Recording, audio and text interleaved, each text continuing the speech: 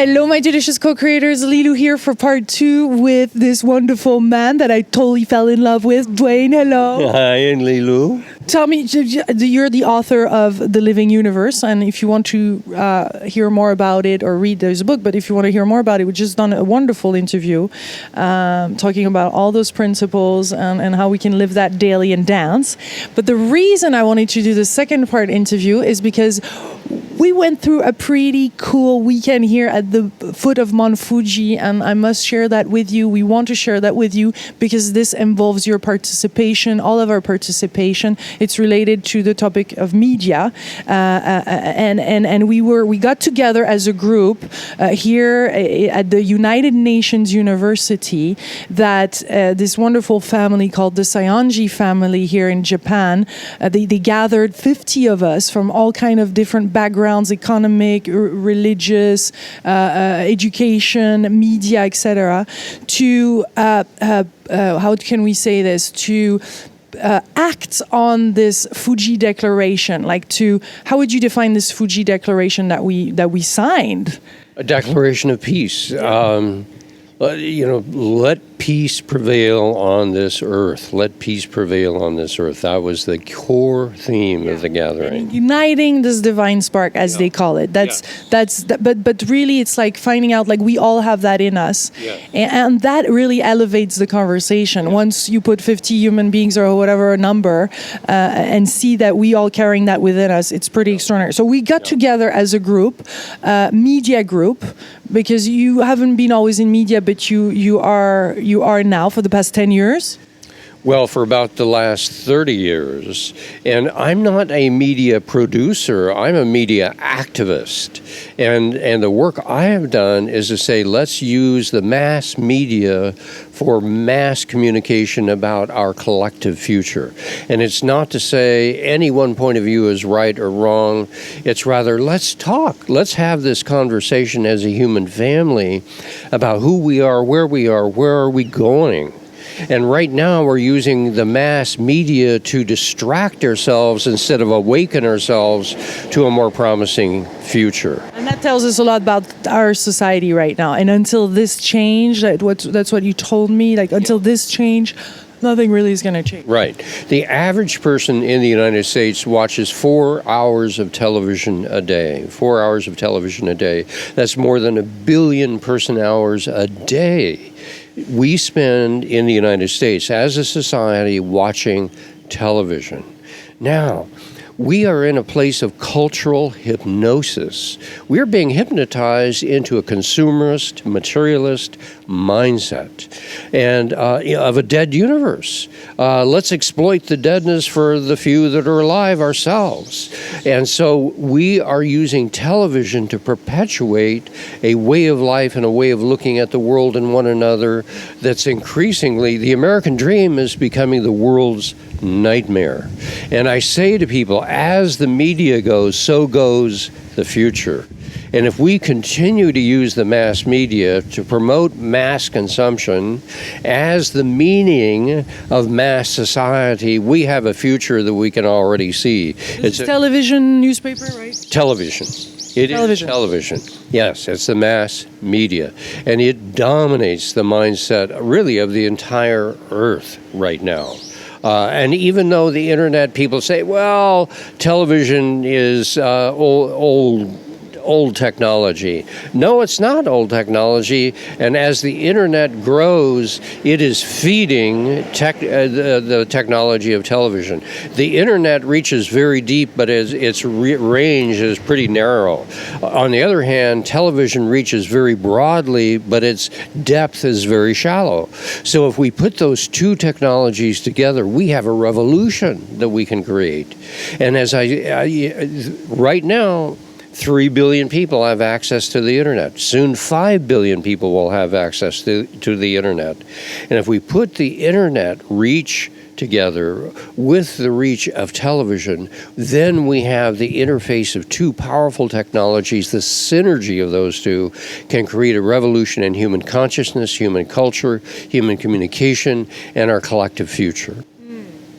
We also see that with all the social media and the internet, we do have also, and this is part of the discussion, and this is how important that you participate in this and you act, is that we can become also the media. Like we are the media. The media is us, and we can do videos, communicate on local events, interview somebody, share our knowledge and wisdom. I mean, let's let it flow wildly, because then maybe it's not just the number of views then that count, but it's the energy that we put out, and it's the connection, and how maybe one person is going to hear that and is going to be empowered to then create a whole new project or what have you. Indeed.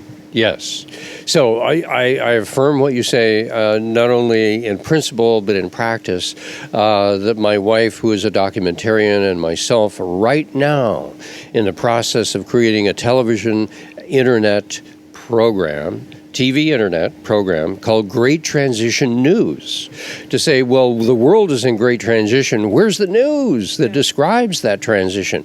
Not just the bad news, but also the good news. Where's the poetry? Where's the music? Where are the kids? Where are the voices from around the world that can speak to our world in great transition? And with that, awaken new possibilities for the future. Yes. And there's so many stories. Yes. There's so many. Yes.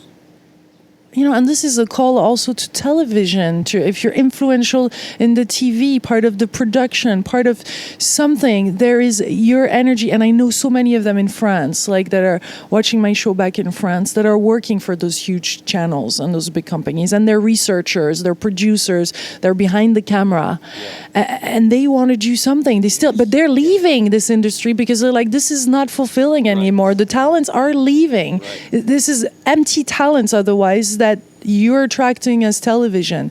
It's not soulful, and we want soulful. It's time to create Soulful TV. Absolutely. Soulful, that's probably already a TV that exists, but things that have heart, that are created through their heart. And that's one of the other distinctions, is clearly media needs to be heartful now. Yes, it does. We have a media that's really so superficially oriented towards our adolescent needs as consumers in a materialistic society. And what you're talking about is reaching beyond and into this new world of a more mature world of soulful beings, adults who are ready to live in this new universe. And so we're in a time of great transition, and I feel one of the key stories, I'll mention this, one of the key stories that's being played out right now is truth and reconciliation. Here we are as an extraordinarily divided species, men and women. Let's talk about the truth of that division and the inequities between men and women. Between religions, we are at war because of the religious divisions. Let's bring the truth of our of the unity that we share underneath the apparent division into the world, and with that begin to heal our relationships.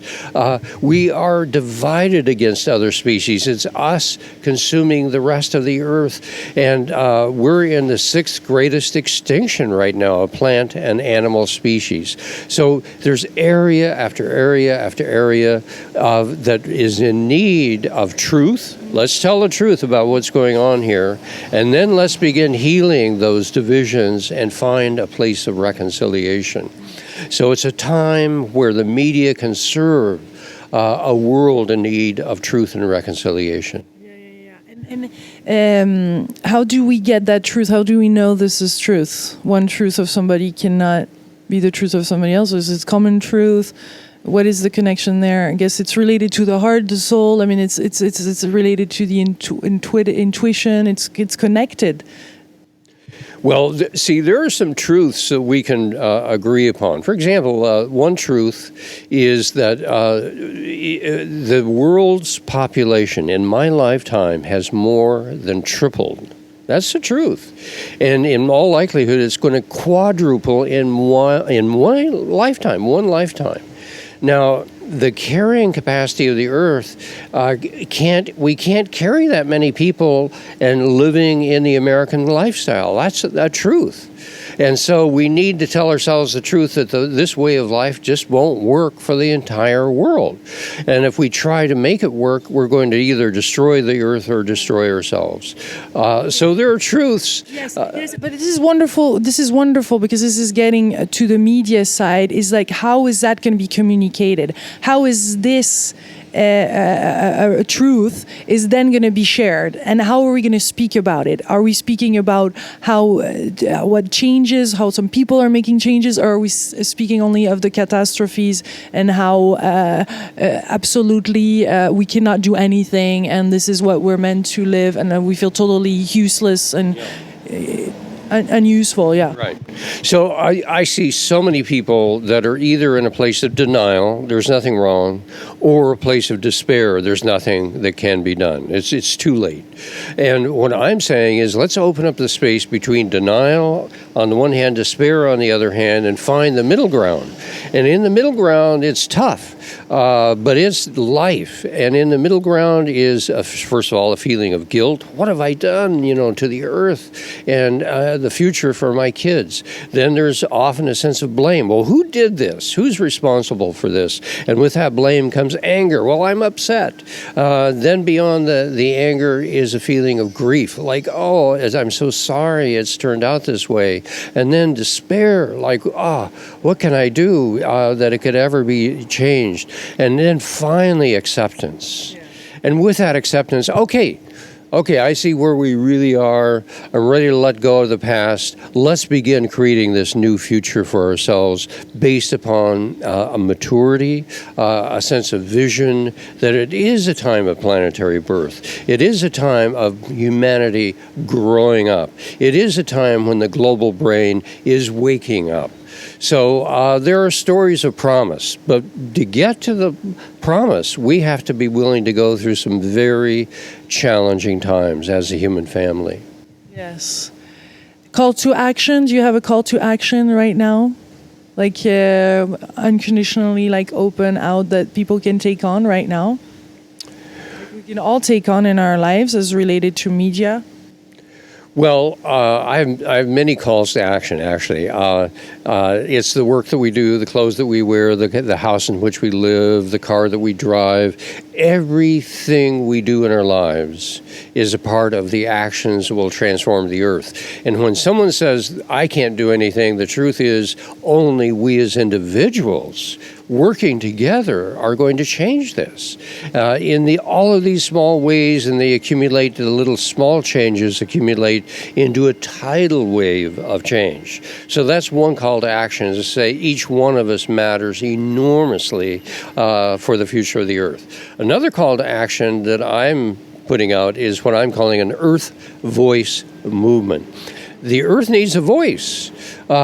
We have a voice for the big corporations and the big media and so on. What we need is a voice for the common person, the voice for the people of the earth. And we have the technology now through the internet, like we're doing right here, right now, to begin to create that collective voice for our common future. And if we have a voice, we have a future that we can choose for ourselves. Beautiful. Oh my goodness, this was juicy. Thank you so much, Duane. I feel that there's much more conversation. We talk about this for a long time, but the just being in action in our life and really being there at the core of I can make a difference, and knowing that you can make a difference, knowing that you can create a reality that fulfills you and that is totally in sync with this earth and is our future. It's our, actually right now, it's our present, and all of it is possible. Huh? It is. This is a pivotal time in the future of the earth. And in the next 10 to 15 years, the choices we make now are going to reverberate not only one generation or two generations, but 1,000 or 2,000 years, I feel, into the future. And whether it's a future of promise or a future of ruin, let's step up. Yeah. Yeah, now's the time to step up and take responsibility for creating a more promising future. Yeah, and I feel like when it's aligned with the universe's will, when it's aligned with this beyond ego, we're so supported right now. It goes so fast, and things are really happening. So if you're on some project that are not happening, you might want to check a little bit on that side, and look. Okay, how can I open this up? How, show me, because we were having this conversation in the other video, and it's part of Living Universe, your book. Yeah. But to look and to make also requests to and to ask for support from life, and to be this in this unknown, and to dance with the universe, whatever is there. But there's, I feel really strongly inside, intuitively, and I'm seeing it in what I'm doing, how really we're being pushed, but for the greatest. Like there's great challenges right now, but this is the light that wants to emerge, and for a new creation, a new manifestation in our life that is supportive and holistic with this planet's needs. Yeah. Indeed. The push of necessity is being met by the pull of opportunity. So we can move. It's a time of extraordinary change for the entire Earth, with necessity pushing and opportunity pulling. This is a time unprecedented in human history of deep and profound transformation. I just want you to come a little here closer, and that you look at his eyes, because I've been in front of these eyes for a little while now, and I saw hearts in your eyes, like the way, like the black inside. It was like a heart, because there's this little dot right in the middle, and it created like this black little beautiful heart in the middle of your eyes. Anyway, I had to say this because this is to my regret to not have another camera on my guest most of the time, because I get to see this, but I know you can feel it, and I know you can feel the connection, and that we're all growing all together here. So thank you. Thank you, Lilou. Thank you. Delicious pleasure, Michael Creators, to share this beautiful moment with you from Tokyo in Japan. I hope you're doing well wherever you are in the world, and that you're really, living and connecting with this living universe. Thank you. Much, much love.